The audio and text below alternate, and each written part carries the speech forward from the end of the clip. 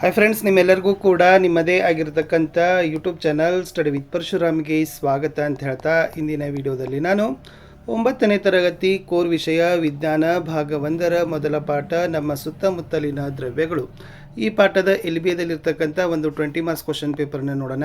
ಇವೆಲ್ಲ ಪ್ರಶ್ನೆಗಳನ್ನು ನಾವೇನು ಮಾಡಿದ್ದೀವಿ ಅಂದರೆ LBAದಿಂದನೇ ತೆಗೆದುಕೊಂಡಿದ್ದೀವಿ. ಆಲ್ರೆಡಿ ಈ ಪಾಠದ ಪ್ರಶ್ನೋತ್ತರಗಳನ್ನು ಕೂಡ ಹಾಕಿದ್ದೀನಿ. ಸೊ ನಮ್ಮ ಯೂಟ್ಯೂಬ್ ಚಾನಲ್ನಲ್ಲಿ ನಿಮಗೆ ಕನ್ನಡ ಆಗಿರ್ಬೋದು, English, Hindi, science, SS, maths, social, ಓಕೆನಾ. ಸೊ ಎಲ್ಲವುಗಳು ಸಿಗ್ತವೆ. ಸೊ ದಯಮಾಡಿ ಅವುಗಳನ್ನು ನೋಡಿ ಅಂತ ಹೇಳ್ತಾ ಲೈಕ್, ಶೇರ್ ಮತ್ತು ಸಬ್ಸ್ಕ್ರೈಬ್ ಮಾಡೋದನ್ನು ಮಾತ್ರ ಮರೆಯದಿರಿ.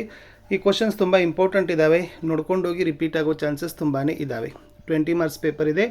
ಫಸ್ಟ್ ಒನ್ ಮಲ್ಟಿಪಲ್ ಚಾಯ್ಸ್ ಕ್ವಶನನ್ನು ಕೊಟ್ಟಿದ್ದೀವಿ. 2 ಇದ್ದಾವೆ. ಪ್ರತಿ ಸರಿಯಾದ ಉತ್ತರಕ್ಕೆ 1 ಅಂಕ, 2 ಪ್ರಶ್ನೆ 2 ಅಂಕ. ಈ ಕೆಳಗಿನವುಗಳಲ್ಲಿ ಯಾವುದು ದ್ರವ್ಯದ ವಿಶಿಷ್ಟ ಲಕ್ಷಣವಲ್ಲ ಅಂತ ಕೇಳಿದ್ದಾರೆ. ಎ ದ್ರವ್ಯರಾಶಿ, ಬಿ ನಿರ್ದಿಷ್ಟ ಗಾತ್ರ, ಸಿ ಬಣ್ಣ, ಡಿ ಸಾಂದ್ರತೆ. ಆಪ್ಷನ್ ಸಿ ಬಣ್ಣ ಅನ್ನೋದು ಏನಪ್ಪ ಅಂದರೆ ವಿಶಿಷ್ಟ ಲಕ್ಷಣ ಅಲ್ಲ. ಪ್ರಶ್ನೆ 2, ಒತ್ತಡದ SI ಏಕಮಾನ ಯಾವುದು?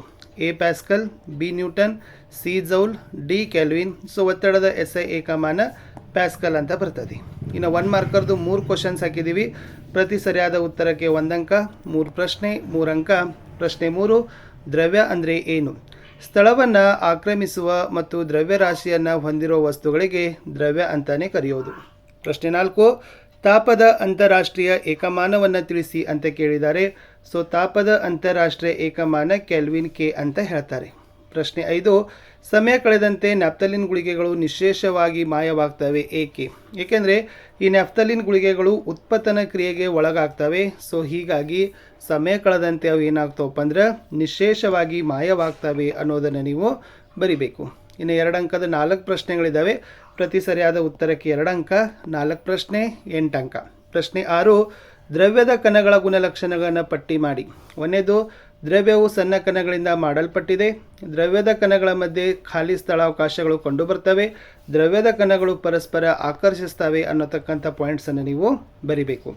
ಪ್ರಶ್ನೆ 7, ಬಾಷ್ಪೀಕರಣದ ಮೇಲೆ ಪ್ರಭಾವ ಬೀರುವ ಅಂಶಗಳನ್ನು ಪಟ್ಟಿ ಮಾಡಿ. ಇಲ್ಲಿ ಬಾಷ್ಪೀಕರಣದ ಮೇಲೆ ಮೇಲ್ಮೈ ವಿಸ್ತೀರ್ಣ, ತಾಪ, ಆರ್ದ್ರತೆ ಮತ್ತು ಗಾಳಿಯ ವೇಗ ಇವೆಲ್ಲ ಏನಾಗ್ತಾವಪ್ಪ ಅಂತಂದ್ರೆ ಪ್ರಭಾವವನ್ನು ಬೀರ್ತಾವ.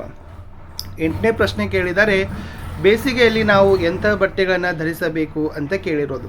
ಉತ್ತರ, ಬೇಸಿಗೆಯಲ್ಲಿ ನಮ್ಮ ದೇಹದ ಯಾಂತ್ರಿಕ ವ್ಯವಸ್ಥೆಯ ಕಾರಣದಿಂದಾಗಿ ನಾವು ಹೆಚ್ಚು ಬೆವರು ಸುರುವುದರಿಂದ ನಮ್ಮನ್ನು ತಂಪಾಗಿಡ್ತವೆ.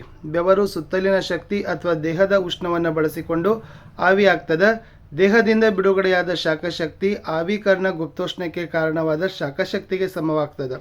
ಹತ್ತಿ ಬಟ್ಟೆ ನೀರನ್ನು ಹೀರಿಕೊಳ್ಳುವ ಉತ್ತಮ ಸಾಮರ್ಥ್ಯವಿರುವುದರಿಂದ ಬೆವರನ್ನು ಹೀರಿಕೊಂಡು ದೇಹವನ್ನು ತಂಪಾಗಿಡುತ್ತದೆ.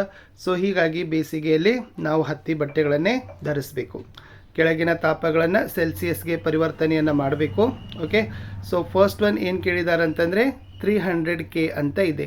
ಸೊ 300 K ಅದನ್ನು ನಾವು ಡಿಗ್ರಿ ಸೆಲ್ಸಿಯಸ್ಗೆ ಮಾಡಬೇಕಾದ್ರೆ ಏನು ಮಾಡಬೇಕಪ್ಪ ಅಂತಂದರೆ 300 K ಮೈನಸ್ 273 K ಮಾಡ್ತೀವಿ. ಸೊ ಅವಾಗ ಏನಾಗ್ತದೆ 27 ಡಿಗ್ರಿ ಸೆಲ್ಸಿಯಸ್ ಬರ್ತದೆ.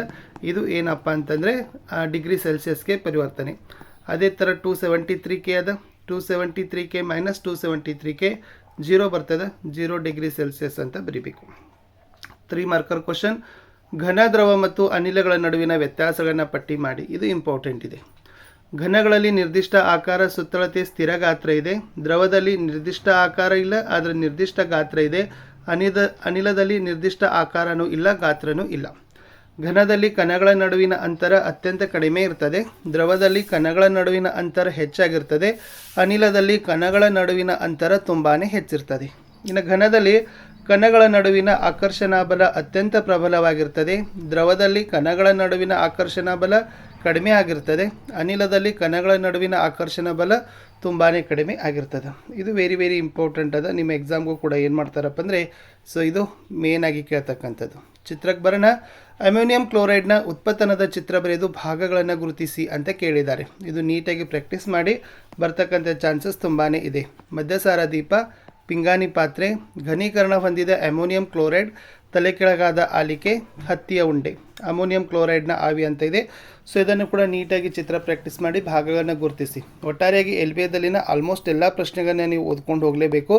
ಇಲ್ಲಿ ನಾನು ಮೋಸ್ಟ್ ಇಂಪಾರ್ಟೆಂಟ್ ಆಗಿರ್ತಕ್ಕಂಥ ಪ್ರಶ್ನೆಗಳನ್ನ ನಾನು ನಿಮಗೆ ಕೊಟ್ಟಿದ್ದೆ. ವಿಡಿಯೋನ ಲೈಕ್, ಶೇರ್ ಮತ್ತು ಸಬ್ಸ್ಕ್ರೈಬ್ ಮಾಡೋದನ್ನು ಮಾತ್ರ ಮರೆಯದಿರಿ ಅಂತ ಹೇಳ್ತಾ ನಾನು ಸಿಗ್ತೀನಿ ಇನ್ನೊಂದು ಪಾಠದ ಪ್ರಶ್ನೆ ಪತ್ರಿಕೆಯೊಂದಿಗೆ. ಅಂಟಿಲ್ ಟೇಕ್ ಕೇರ್, ಬಾಯ್.